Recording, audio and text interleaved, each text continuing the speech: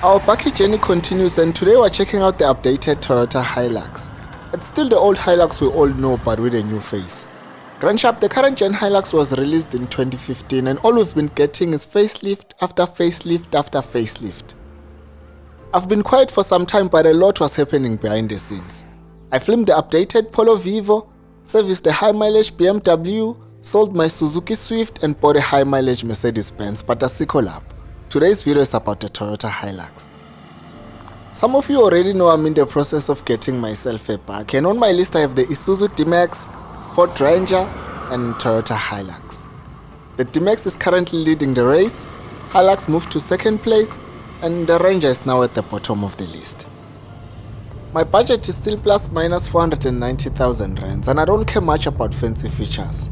I'm more concerned about performance, fuel economy, ride quality, and simple features like USB ports, storage, and PDC. Now let's talk about what you will get or what you won't get if you go for this Hilux. Welcome to another video.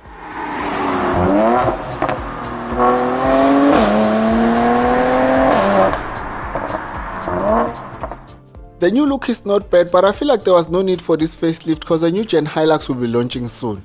So it makes no sense to launch a facelift and a year later you release a whole new generation. Unless Toyota is trying to give us clues as to what we should expect with the upcoming gen. The old face had a chrome trim around the grille, and with the new look the chrome is gone. In terms of lights, in the 2.4GD-6 you get LED fog lamps and halogen headlamps, and at night they are not that impressive, but you can see where you are going.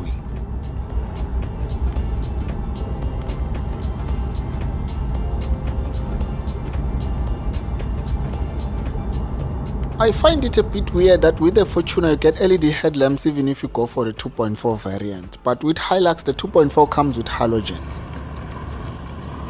On the side the door handles are now color coded, and at the back they just did a chrome delete. So you now get a black rear bumper and black tailgate handle. A styling bar is optional and you can get it from as little as 7,800. A roller shutter costs 44,000 rands, wind rubberizing starts from 3,400, and you can get a top bar for 7,640. So in terms of exterior design, you won't be missing out on anything even if you go for the older look.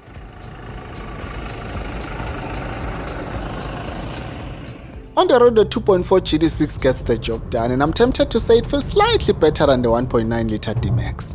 But for safety reasons, I'm willing to settle for the lazy Isuzu D-Max.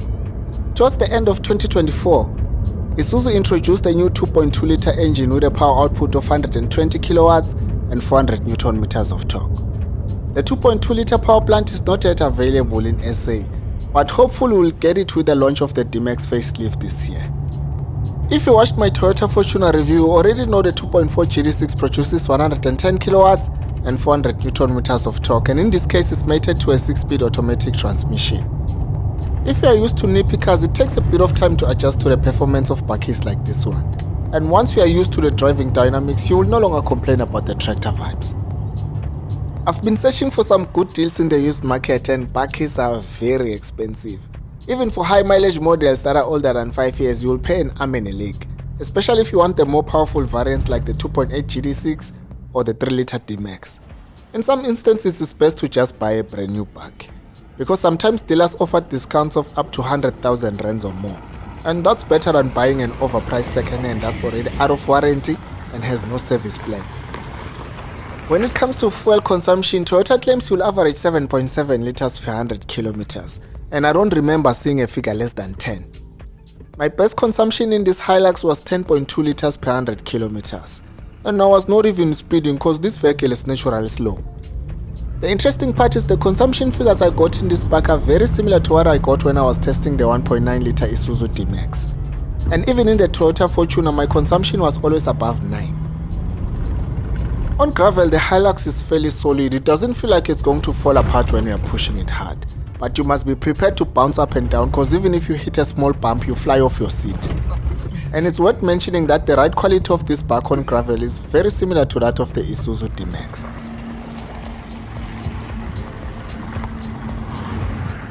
Now that we've covered the driving part, let's quickly check out the dull interior. Almost everything you see here is plastic, and if it was possible to put plastic seats in a car, they were not going to hesitate. There's plastic here, here, here, and here. Just like in the Toyota Fortuner, there's no USB ports for the rear passengers. And the worst part is you also don't get a 12-volt socket, so you can't really work around this. In the D-Max, you get a USB port. The steering wheel is hard and uncomfortable, and in the D-Max, you get a soft leather-wrapped steering wheel. I'm not a fan of big screens with complicated systems, so for me this unit is perfect. You get a light background during the day, and at night it automatically switches to dark mode.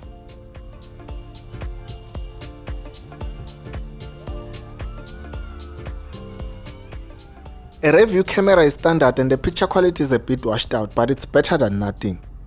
The other features are exactly similar to what you get in a D-Max.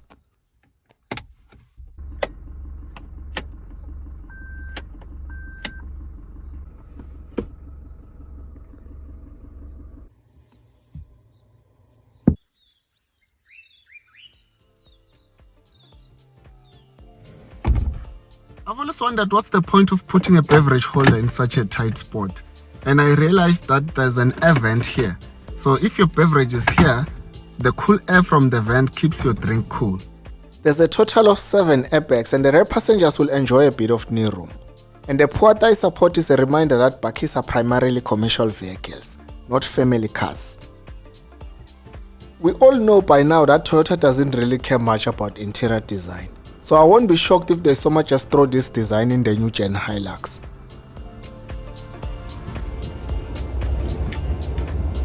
With the Isuzu D-Max you get a 5-year 120,000 km warranty, while with the Hilux you only get a 3-year 100,000 km warranty. So in terms of warranty the D-Max wins. Hilux service plan is 9 services 90,000 km, and for the D-Max is 5 years 90,000 km. The cover is basically the same, the only difference is service interval. 10,000 km for the Hilux and 15,000 km for the D-Max. With the Ford Range you have to pay an extra 24,000 rands for similar cover. That's why I won't touch a Range unless I'm offered a free service plan as a deal sweetener. In terms of cost of ownership, this 2.4GD-6 Auto 4x4 I'm currently testing starts from 716,000 rands. And on finance, you are looking at an installment of roughly 16,000 rands. If you finance the vehicle for 5 years with no deposit and no balloon payment at 12% interest. If you don't care much about 4x4 capabilities like me, you can so much just go for the Auto 4x2 and only pay 633,000 rands. On finance, expect an installment of around 14,000 rands.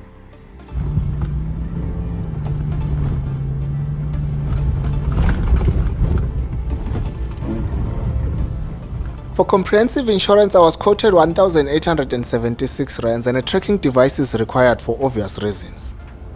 For a D-Max, I was quoted 1,286 rands and a tracking device is not compulsory. So with my profile, insuring a D-Max is 590 rands cheaper than insuring a Hilux. And that's money I can channel towards paying off my car quicker. So now I think you can all see why the D-Max is my first choice.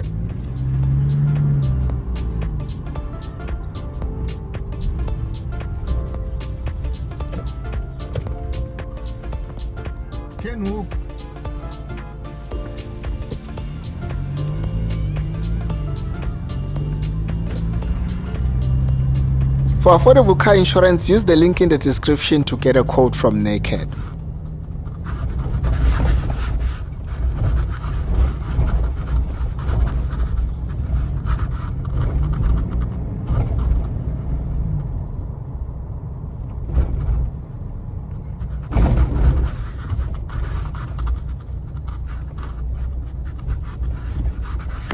I wanted to sell the Suzuki Balloon and most of you guys said I must sell the Suzuki Swift, and that's exactly what I did.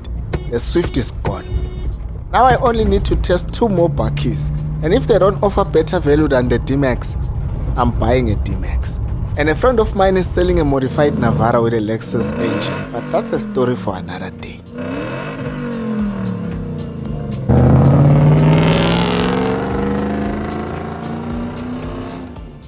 Since my budget is plus minus 490,000 rands, it goes without saying that I can't afford a brand new bike. So I'm gonna look for a fresh second hand. And I actually don't mind a high mileage bakkie, but madam said no. And if madam thinks something is a bad idea, it's definitely a bad idea. Because the problem with me is my risk assessment skills are terrible. Something that's a bad idea to me is like, I can do this, what could go wrong? So I always need someone to say, Emran, it's not going to happen, that thing.